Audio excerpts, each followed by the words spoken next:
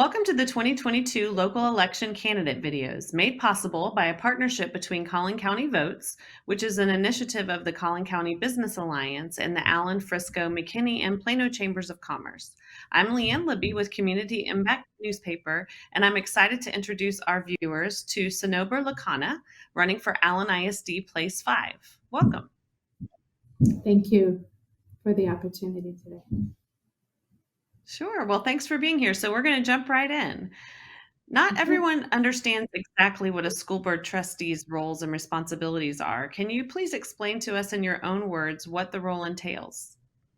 Sure. So, in my own words, I feel that a board of trustee member is a position which voluntarily comes up into this leadership opportunity in order to be that voice, that leadership person who school staff, teachers, parents, and students can come to along with administration in order to work collaboratively so we can have the best opportunities for educating our future.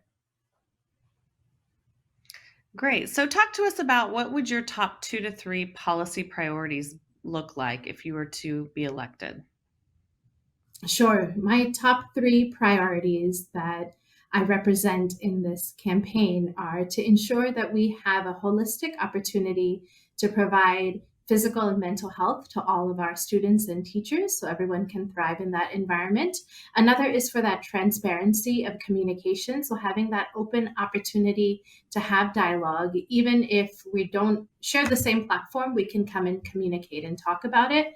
And my third important priority to me is that fiscal responsibility and ensuring that our residents who are our taxpayers supporting our schools are aware where the budget and the funding of our schools go to in order to continue this work we do. So how has the pandemic impacted your school district? And if elected, will you work to address these issues? I definitely would work to address these issues as a hopeful future trustee and also a parent within the ISD. The pandemic has had many different layers of challenges. We have seen many things that have felt that we're not being voiced and heard across the school board. What I think is important is for all voices to be heard and for choices to be made available for families that need alternatives to the traditional in-classroom methodology of teaching.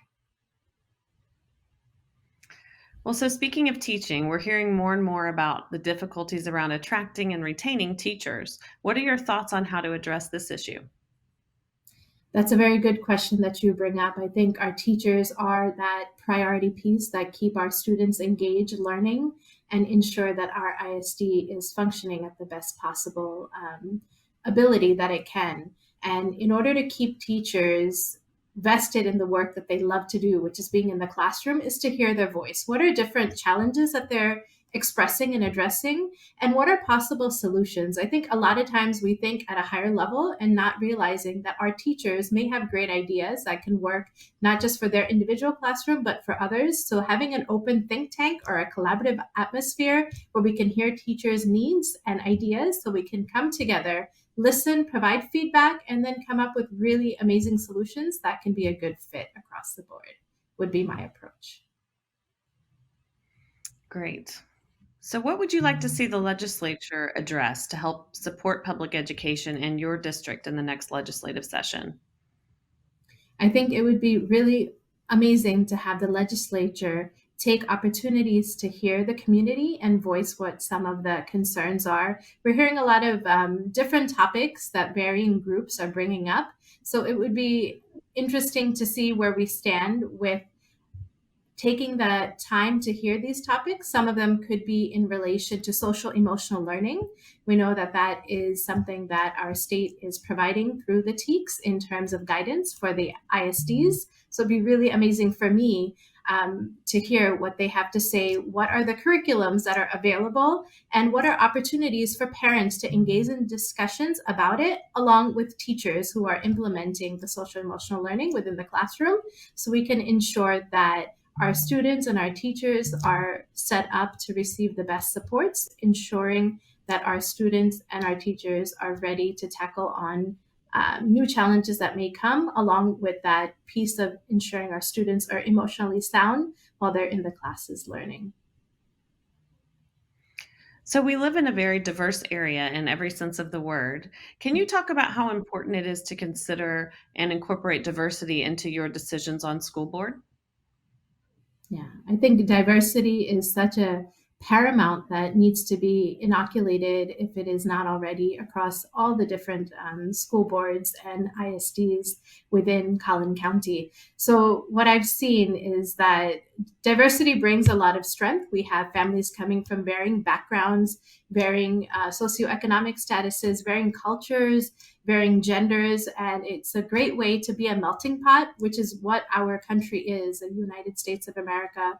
And Texas is such a melting pot that I feel we need to be welcoming to all different families and people who are entering, and really being able to give students that opportunity to express who they are. That's also diversity, and saying, you're an individual, I'm here to hear your voice and let you thrive in the best person you can be to be a successful human being, bringing that into our society and our future, because that's our future that we're working towards with students.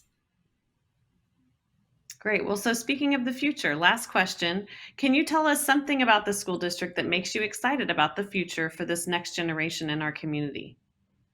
Yes, I'm very proud with Allen ISD's opportunities to serve students of varying education backgrounds. I love that we have the STEAM Center, which helps enhances students who are going down certain STEAM and science related tracks. We also have a plethora of AP courses for students that are looking to enhance their professions even before they get to college and be able to go in with college credits. I love that we have a gifted and talented program for those students that qualify into that category. And also for our special needs population, we have so many different services that are available for students across different learning disabilities. So it's amazing to see how everything comes together to support students that are coming from all different trajectories of their academic journey in order to be successful in their futures. Wonderful. Well, Ms. Lakhani, thank you so much for joining us today and for allowing voters the opportunity to hear directly from you on these important issues. Thank you for your time and for taking this time with me today. I really appreciate it, and I'm looking forward to serving the community.